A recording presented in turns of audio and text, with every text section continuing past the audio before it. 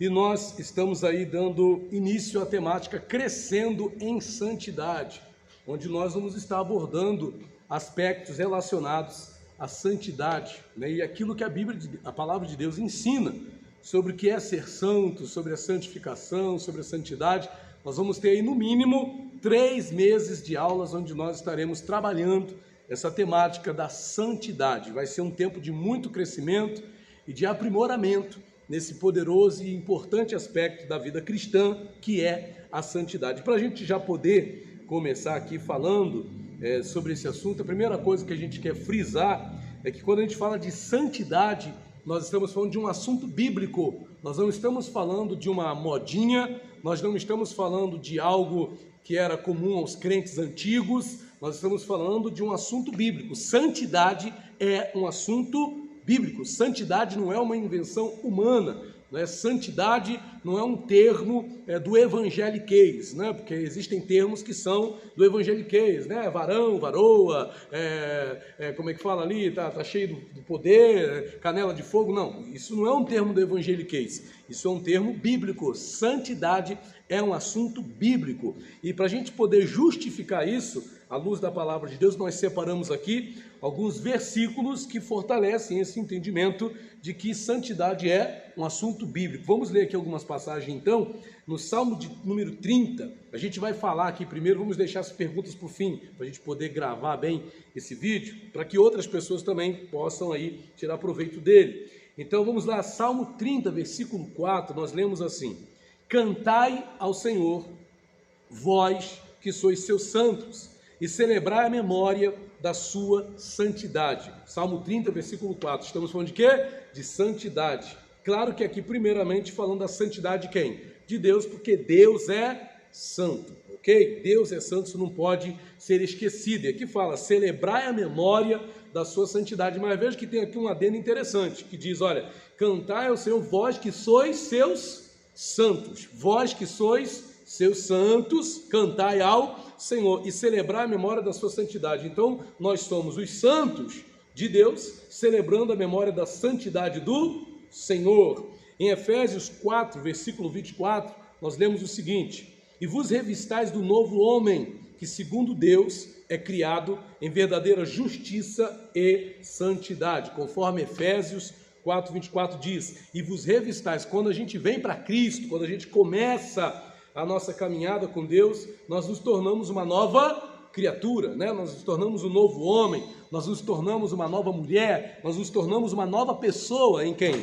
Em Cristo. E aqui fala que esse novo homem, que essa nova criatura, que segundo Deus é criado, que não é criado segundo um pai de carne, um pai de sangue, não é uma mãe de carne, uma mãe de sangue, mas criado segundo Deus. E é segundo Deus criado em quê? Em verdadeira justiça e santidade. Ele é criado para ser justo e santo, para viver uma vida de justiça e santidade. Então já é esperado de Deus, já se espera por parte de quem? De Deus, que nós venhamos viver uma vida justa e santa. Já se espera, Deus já espera isso de mim e de você, conforme Efésios 4, 24. Em 1 Tessalonicenses 3, versículo 13, a gente lê assim, olha, para confirmar os vossos corações, para que sejais irrepreensíveis em santidade diante de nosso Deus e Pai, na vinda de nosso Senhor Jesus Cristo, com todos os seus santos. 1 Tessalonicenses 3,13, a gente lê isso, para confirmar o meu coração, o seu coração. E olha que palavra interessante, gente, para que sejais irrepreensíveis. O que é ser irrepreensível? É ser uma pessoa que não precisa tomar nenhum tipo de repreensão, é ser alguém que não precisa ser repreendido. E aqui diz, para confirmar os vossos corações, para que sejais irrepreensíveis em santidade diante de nosso Deus e Pai e na vinda de nosso Senhor Jesus Cristo com todos os seus santos. Então nós precisamos ser irrepreensíveis em quê? Em santidade, para que quando o Senhor Jesus Cristo vier, e a gente crê que está próximo isso, né? Nós possamos nos reunir com Ele, juntamente ali com todos os seus santos. Vamos nos reunir com os santos de quem? De Deus. 1 Tessalonicenses 3,13. Outra citação bastante interessante está em Lucas, no capítulo 1, nos versículos 74 e 75, onde a gente lê assim, olha, de concedermos que libertados da mão de nossos inimigos, os serviríamos sem temor, em santidade e justiça perante Ele todos os dias da nossa vida. E aqui é interessante, eu gostei dessa passagem, Lucas 1, 74 e 75, porque ela fala exatamente do processo. Qual é o processo? Libertado das mãos dos nossos inimigos.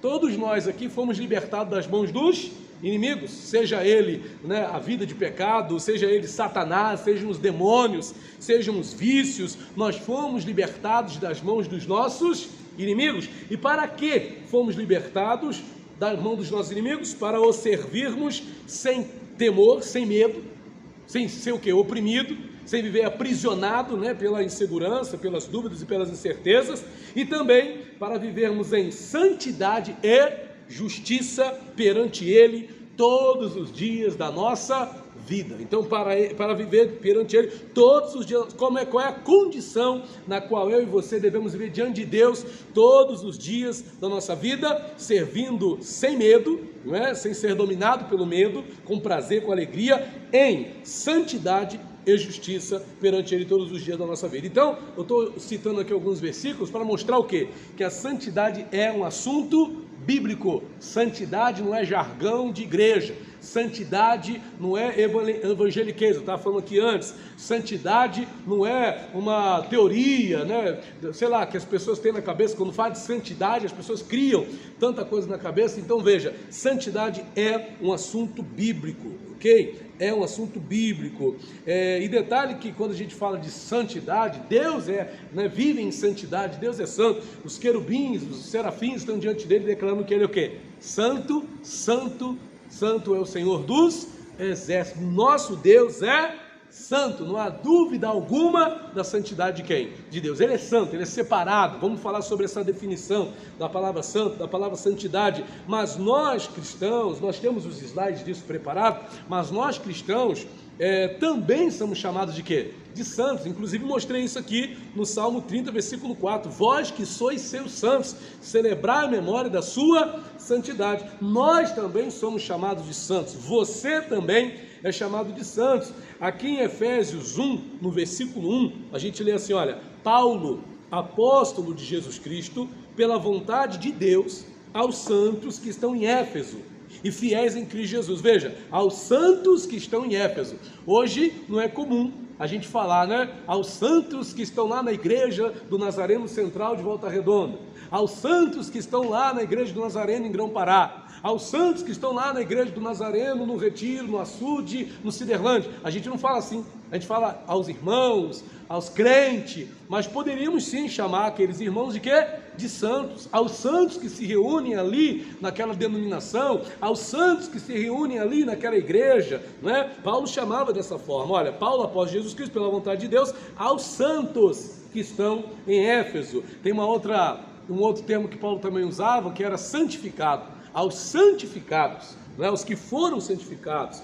2 Tessalonicenses 1,10 está escrito assim, olha: quando vier para ser glorificado nos seus santos, ele vai ser glorificado em quem? Nos seus santos.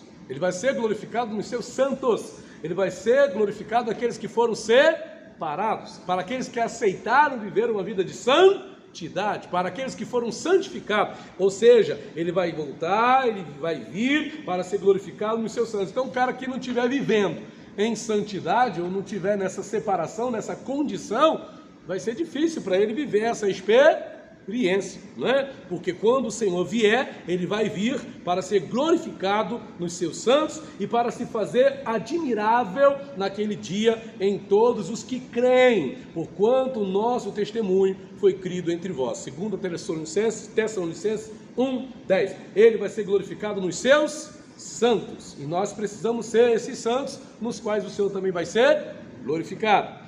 1 Timóteo 5, versículo 10, a gente lê assim, olha: tendo testemunho de boas obras, isso é o que se requer de nós, se criou os filhos, se exercitou hospitalidade, se lavou os pés aos santos, se socorreu os aflitos, se praticou toda a boa obra. Isso aqui está falando de quê?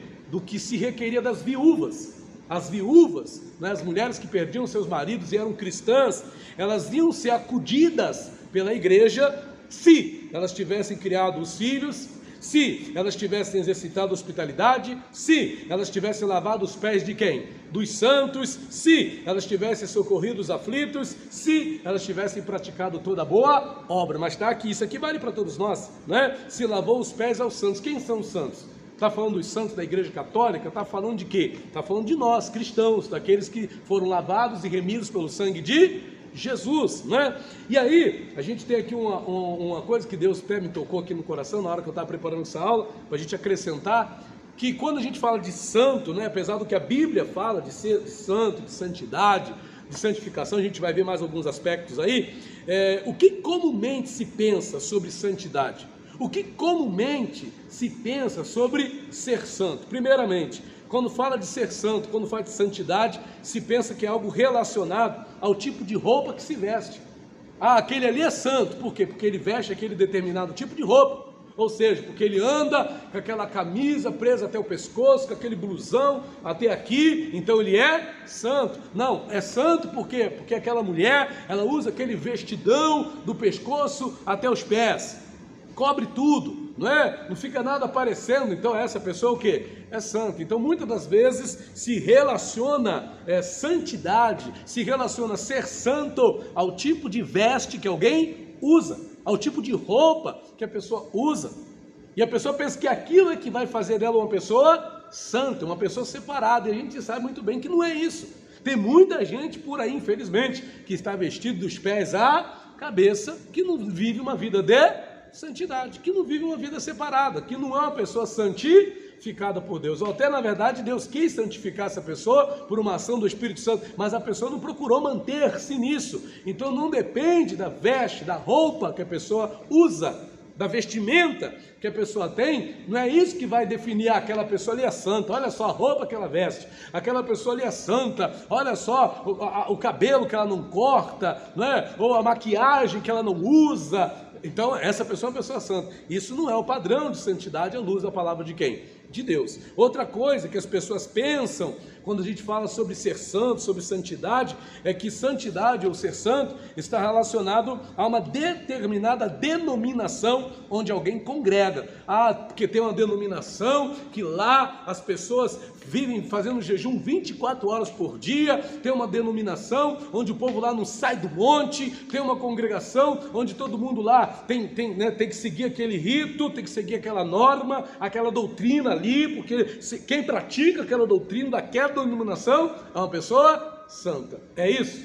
Não é isso. Não é isso. Então não é o fato da pessoa frequentar uma determinada denominação que isso vai fazer dela uma pessoa santa, que isso vai configurar que essa pessoa está vivendo uma vida de santidade. Então a gente tem que ter cuidado com essas visões que as pessoas têm lá fora. Outra coisa que se pensa quando fala de ser santo, que se pensa quando fala de santidade, se pensa que é algo relacionado a super seres humanos, olha só isso aqui, ó, que conseguem atingir um nível devocional de vida que a maioria das pessoas jamais alcançarão. Ah, o cara ali é santo, por quê? Porque ele conseguiu atingir um nível devocional, ele conseguiu atingir, não é? E ele mostra isso para todo mundo, por exemplo, um Dalai Lama da vida, não é? A Madre Teresa de Calcutá, poxa, a pessoa conseguiu alcançar um padrão moral de vida, uma excelência, então essa pessoa é o quê?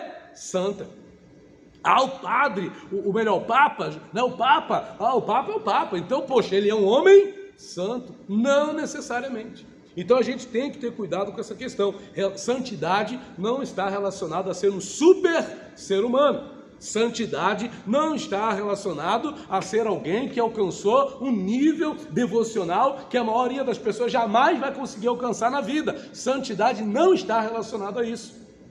Tem muitas pessoas que de fato têm uma entrega talvez maior que outras, tem gente que renuncia mais, tem gente que se entrega mais, tem gente que busca mais, ok, mas isso não quer dizer que esta pessoa vai ser mais santa que outras, porque santidade não se resume a isso, não é isso.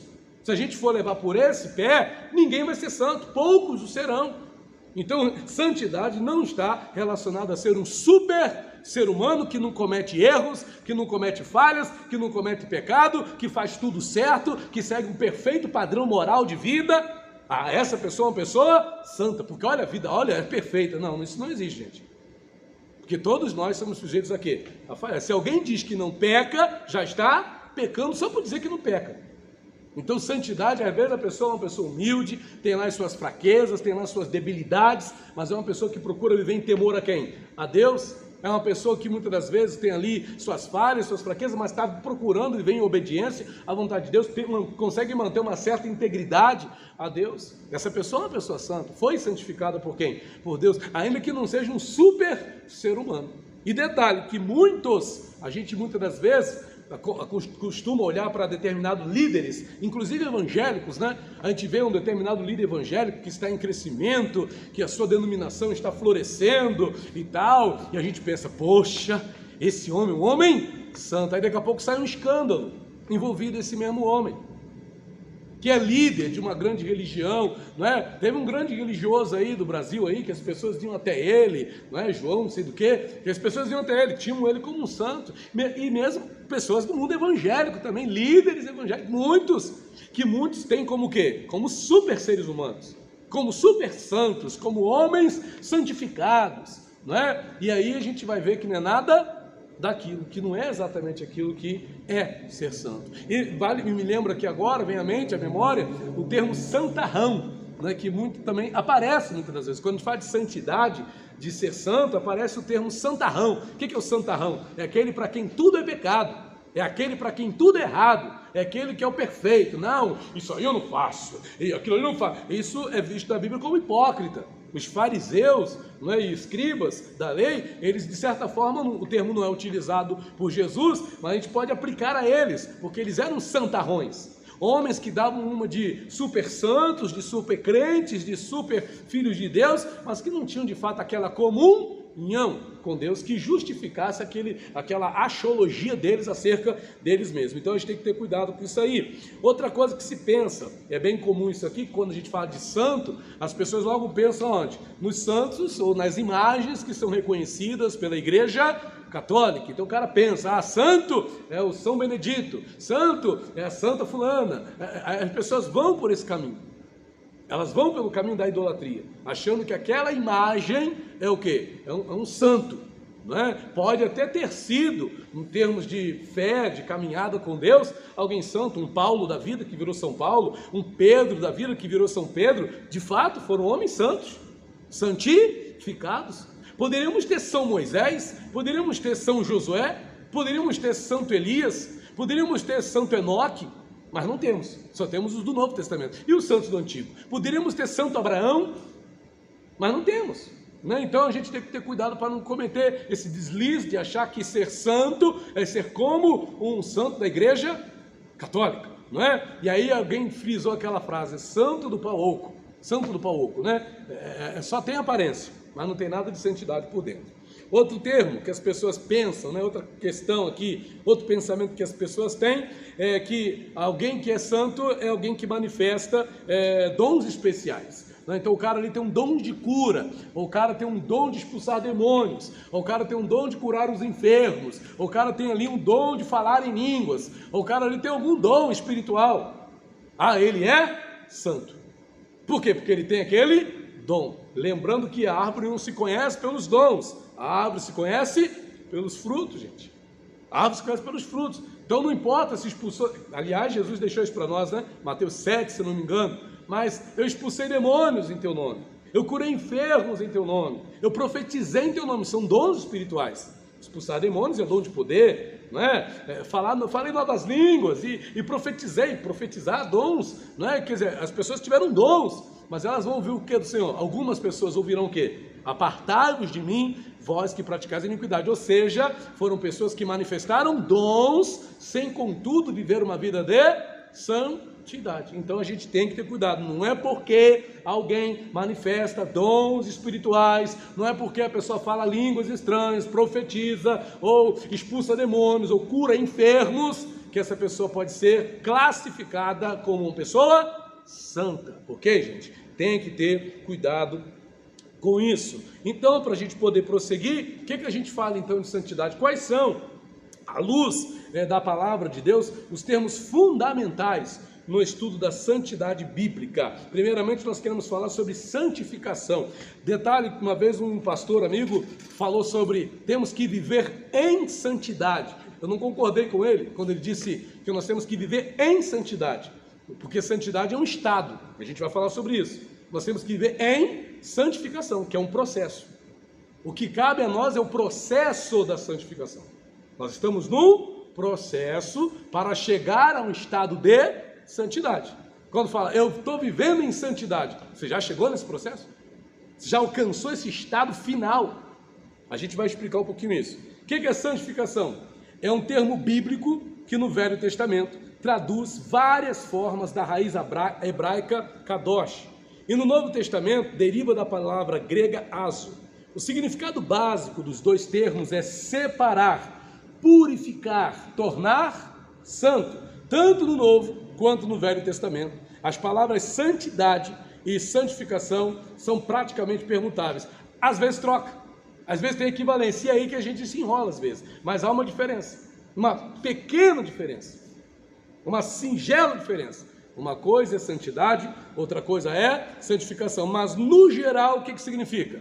Separar, purificar, tornar santo. Detalhe que quem separa, quem purifica, quem torna santo, não somos nós mesmos. Essa é uma ação que não depende de nós.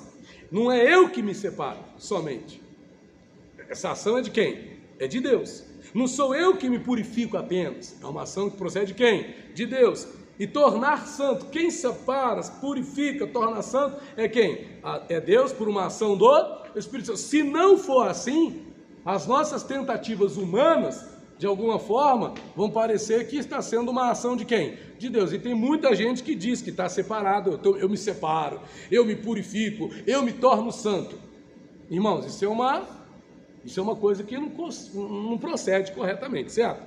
Tanto no Novo, então, quanto no Velho Testamento, as palavras santidade e santificação são praticamente permutáveis. No Novo, outro termo aqui que aparece quando a gente fala de santidade e ser santo, né? Primeiro, a santificação, esse processo separado, de purificar, de tornar santo, que é operado por Deus. O outro fundamento aqui, o outro termo, é novo nascimento, porque quando começa o processo de santificação? Quando a gente começa esse processo de ser tornado o quê? Santo, no novo nascimento. É quando a gente é gerado de novo. Para quem? Para Deus, não é isso? E como é que fala lá em João 1,12?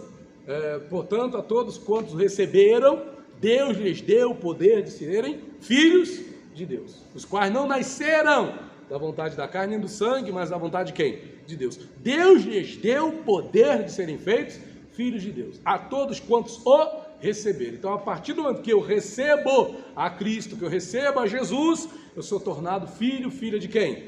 De Deus. Então, eu nasço de novo, não mais da vontade da carne, nem mais da vontade do sangue, mas da vontade de quem? De Deus. É o novo nascimento, não é? É aí que começa toda essa obra de santidade, de santificação, de separação, de purificação, de ser tornado santo. Lá em 1 Coríntios 5,17, cita isso. Tudo começa quando alguém nasce de novo. Não só adquire uma nova posição diante de Deus, mas muda também a sua condição interior, moral e espiritual. Lembrando de novo que isso não é uma coisa que nós somos capazes de operar por nós mesmos. Isso é uma ação de quem? Do Espírito de quem? De Deus em nós. A este ato nós chamamos salvação, novo nascimento, que é a primeira obra da graça ou a santidade inicial, que a gente já falou, que começa com o novo nascimento. A partir do momento que você nasce de novo, você é salvo, você nasce de novo, você vive a primeira obra da graça, você experimenta aquilo que na Nazareno nós chamamos de santidade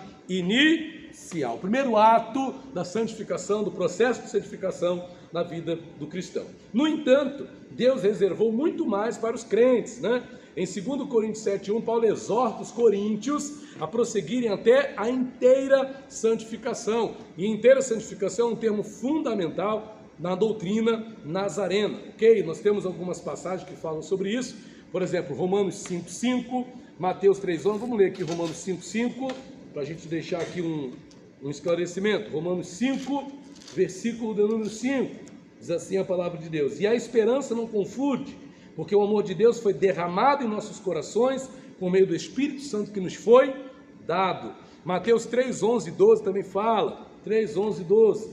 Mateus 3, versículos 11 e o versículo 12. Diz assim a palavra de Deus: eu, na verdade, os batizo com água para o arrependimento, mas aquele que vem depois de mim, cujas sandálias não sou digno de levar, é mais poderoso do que eu. Ele vos batizará com o Espírito Santo, com fogo. Sua paz está em sua mão, e limpará com cuidado a sua eira, recolherá seu trigo no celeiro, mas queimará a palha com fogo inextinguível. Isso é a obra da inteira santificação, que também é chamado como batismo com o Espírito Santo, como ser cheio do Espírito Santo.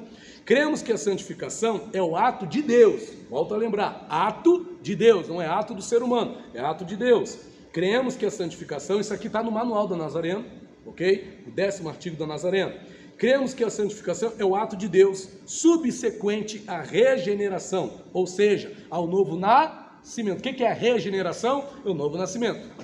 Você é regenerado, você é gerado de novo, regeneração, pela qual os crentes ficam libertos do pecado original ou da depravação e são levados a um estado de inteira devoção a Deus e a santa obediência do amor tornado perfeito. E essa experiência é operada pelo batismo com o Espírito Santo e compreende numa só experiência a purificação do coração e a permanente presença íntima do Espírito, dando ao crente poder para uma vida santa e para o serviço, ok? Isso está no manual da Igreja do Nazareno. É operada pelo batismo com o Espírito Santo. Então, é um importante papel, uma importante ação nesse processo da santificação é o quê? É o batismo com o Espírito Santo. A gente pensa, até de uma forma pentecostal, muitos pensam assim, que batismo com o Espírito Santo é só para dar poder para a pessoa. A pessoa agora,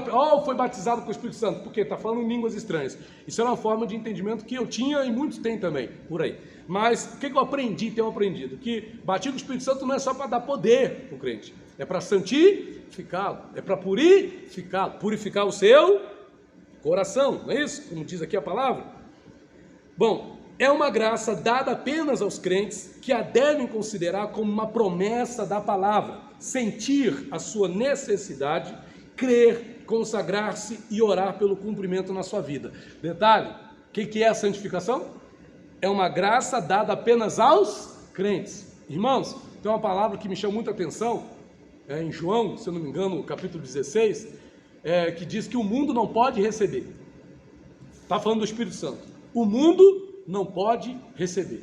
Tem coisas que quem não está na presença de Deus, quem não foi regenerado, quem não nasceu de novo, não pode experimentar. Então, se o cara não viveu essa primeira obra da graça, de ter sido o quê? Gerado de novo, de ter sido lavado e remido no sangue de Jesus, de ter sido justificado, esse camarada não vai viver a experiência do quê? De uma plena santificação, da inteira santificação, do batismo com o Espírito Santo. É necessário que a pessoa primeiro venha a experimentar essa graça, essa primeira obra da graça, que é consequente, que é seguida da inteira santificação, do batismo com o Espírito Santo. É uma graça então dada apenas aos crentes, que a devem considerar como uma promessa da palavra, devem sentir a sua necessidade. Aí está aí uma coisa interessante, uma frase que eu acho bem interessante nesse material que nos foi delegado, para a gente estar passando esse estudo, o material que nós estamos usando, coloca essa frase: sentir a sua necessidade. A santificação é algo que nós devemos sentir a necessidade. Pode-se dizer então que um crente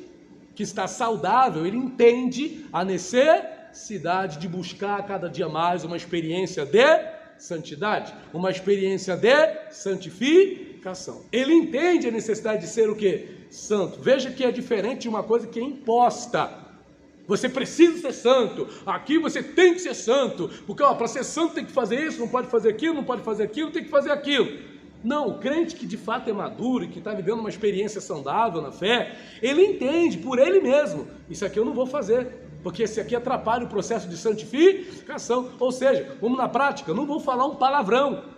Não, vamos lá, que mais? Aonde isso pode alcançar? Eu ouvia pagode, não vou ouvir mais o pagode.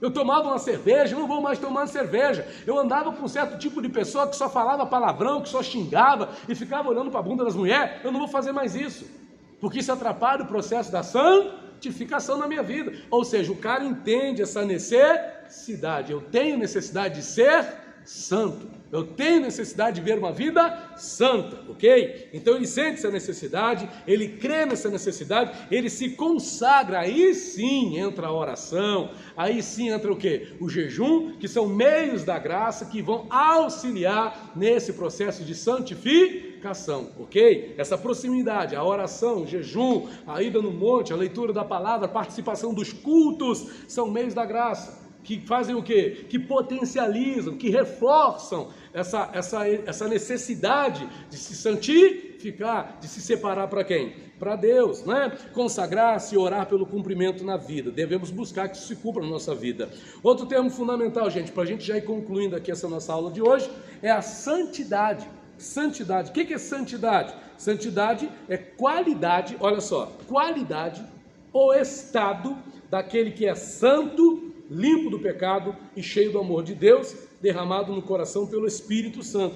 Implica em aperfeiçoamento da fé e crescimento no amor. O que é santidade? É um estado daquele que é santo, limpo do pecado, cheio do amor de Deus, derramado no coração pelo Espírito Santo. Aí a gente faz aquela pergunta, tem gente que tem dificuldade, não vou dizer para vocês que é um termo que me desafia, dizer que estou vivendo em santidade. Eu tenho mais facilidade para dizer que estou vivendo em santificação, que é um processo. Quando eu digo estou vivendo em santidade, estou referindo que eu estou já num estado, não é? Um estado. Mas que estado é esse? É um estado de limpeza, em termos de pecado. É um estado onde você está cheio do amor de quem? De Deus. É um estado onde você se sente ali pleno do Espírito Santo em todas as suas ações, em todas as suas atitudes, onde quer que você vá e no que quer e no que que você faça, né? Isso implica no aperfeiçoamento da fé e no crescimento do amor. Então entenda, gente, é interessante esses dois pontos aqui, esses dois termos, aperfeiçoamento e crescimento. Não existe, irmãos, aquela condição, já alcancei a santidade. Calma aí. Há necessidade de um aperfeiçoamento, há necessidade de um crescimento. Por isso que o tema dessas aulas, que a gente vai estar dando aos domingos, é crescendo em santidade. Poderia ser também aperfeiçoando em santidade, porque é um processo que precisa ser aperfeiçoado, é um processo no qual a gente precisa crescer, amadurecer. Consegue compreender? Então a gente precisa ir em busca disso, permitindo esse aperfeiçoamento da nossa fé e esse crescimento no amor, crendo cada vez mais, tendo uma fé cada vez mais purificada e amando cada vez mais. Porque santo que não ama, como é que é isso? Santo que odeia, santo que é nutrido por mágoas, rancores, ódios e ressentimentos, que santo é esse, gente? A gente não consegue conceber isso como santidade, né? Bom, a graça fundamental que Deus deseja para todo cristão é a santidade. Além da graça salvadora, além da graça salvífica, além da graça que nos salva, porque nós somos salvos pela graça, Deus deseja essa graça também, que é o que? A santidade. Irmãos, graça, o que é graça? É um favor imerecido. É uma obra de quem? De Deus em quem? Em nós. A graça fundamental que Deus deseja para todo cristão é a santidade. Ser santo é estar sem culpa perante Deus. Ontem eu estava fazendo uma pequena análise enquanto eu almoçava com meu filho. Não sei se foi na hora do lanche, na hora do almoço. Eu olhei para o Rael. Ele tem um costume de ficar me olhando nos olhos. Ele fica me olhando nos olhos. E assim, ele não tem nenhum constrangimento de me olhar nos olhos. Ele não tem nenhum constrangimento. Por que ele não tem nenhum constrangimento? Porque não há pecado. Não há imundícia ali, é pureza, criança. Não tem constrangimento. Agora, você já percebeu que às vezes para você olhar nos olhos de uma outra pessoa, ou olhar nos olhos de um pastor, a pessoa fica meio assim, é como se alguém fosse ver o que está acontecendo onde? Dentro de você. Não vou olhar nos olhos do fulano não, porque o fulano... Aí você baixa a cabeça, olha para o lado, disfarça o olhar, porque parece que está escondendo alguma coisa, porque não há uma pureza. A criança não. A criança, ela te olha nos olhos. Um animal, um cachorro, te olha nos olhos. Percebe as suas ações a partir do que vê nos teus olhos, porque também tem pureza e não desvia o olhar de você, fica te olhando. Olha que coisa tremenda, né? Então veja, a graça de Deus, né? Ser santo é estar sem culpa perante Deus. Santidade, então, é o quê? É a vida vivida através do amor. E o amor é o cumprimento da lei, conforme Romanos 13:10 e Gálatas 5:14. Vamos ler aqui, Romanos 13:10, para a gente ir finalizando essa nossa aula de hoje. Vamos abrir aqui para algumas perguntas dos irmãos. Romanos 13, versículo de número 10, diz assim a palavra do Senhor. Romanos 13:10. O amor não faz mal ao próximo. Assim, a plenitude da lei é o amor. Lá em Gálatas 5:14, nós lemos o seguinte, Gálatas 5:14. Porque toda a lei se cumpre em uma só palavra. Que palavra é essa? Amarás teu próximo como a ti mesmo. Olha aí que coisa tremenda. Santidade, então, é a vida vivida através do amor. E para a gente finalizar, a vida santa caracteriza-se por pureza de intenções e prática em relação a Deus e ao próximo. Olha essa coisa tremenda. Olha que definição, gente.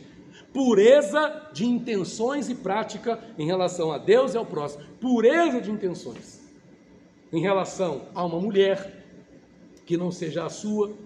Pureza de intenções em relação a um patrão, a um líder, a um chefe, a alguém que esteja numa condição inferior ou superior à sua. Pureza de intenções. Isso é santidade. Olha só que coisa. Pureza de intenções e de prática. A pureza não é só nas intenções. Porque dizem as más línguas que o inferno está cheio de boas intenções. Porque às vezes a pessoa diz, eu tive uma boa intenção, mas na hora de fazer, fez o errado.